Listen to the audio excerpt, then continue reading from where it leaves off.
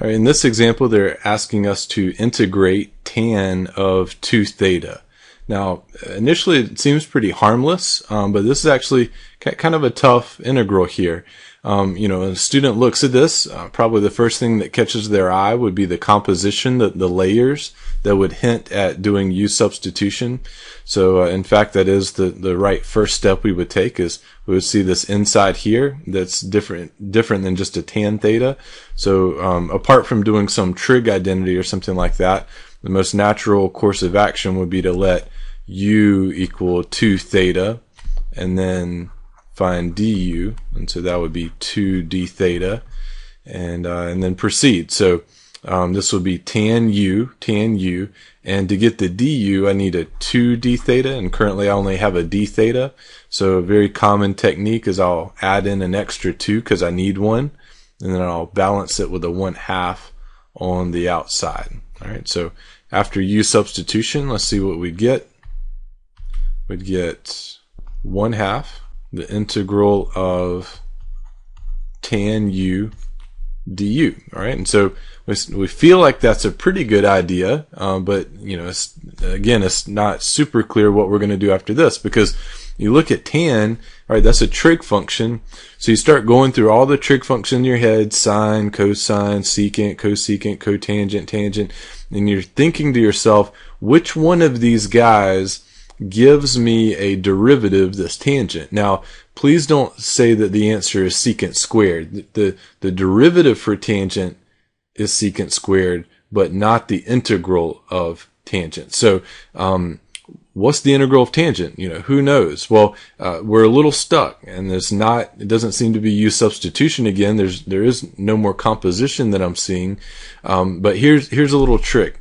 Whenever you're integrating tangent, or any trig expression for that matter, and you're getting really stuck, one thing you can always do is convert everything back into sines and cosines, because all 6 trig functions, sine, cosine, tangent, secant, cosecant, and cotangent, can all be expressed back in terms of sine and cosine. We're just a little bit more comfortable dealing with those expressions.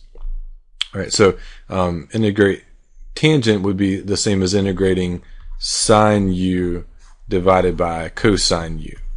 All right, now what's that going to do? Well, we'll see.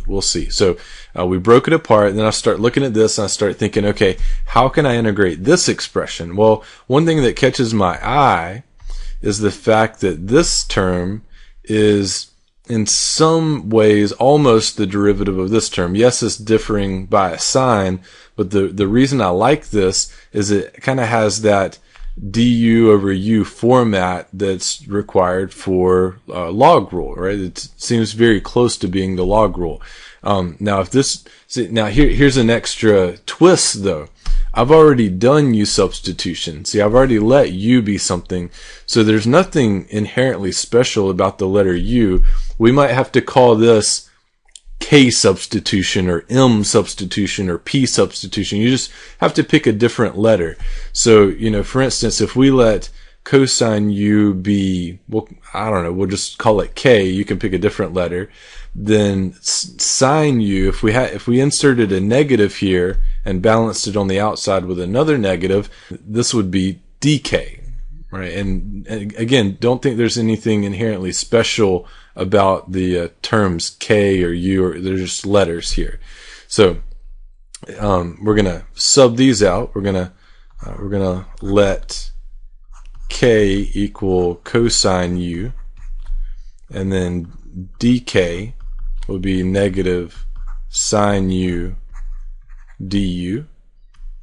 All right, and so our integral from up above will be negative 1/2 the integral of dk over k.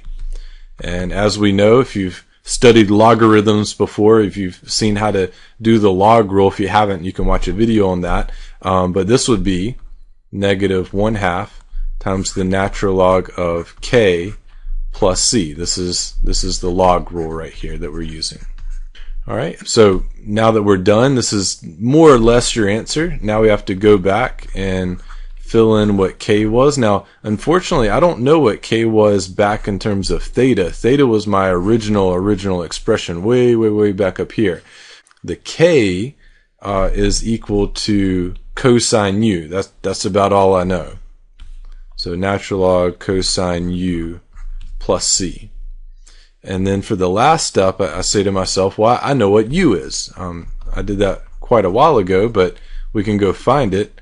This will be natural log cosine of blank plus c. Now what was u? Well, let's scroll all the way back up. Before this u substitution, the original u substitution, u was equal to 2 theta.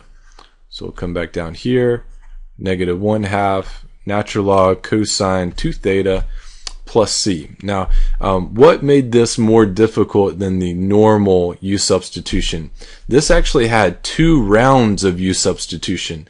I did an initial u substitution back here at the beginning for the 2 theta, and then the integral I got after that required another u substitution.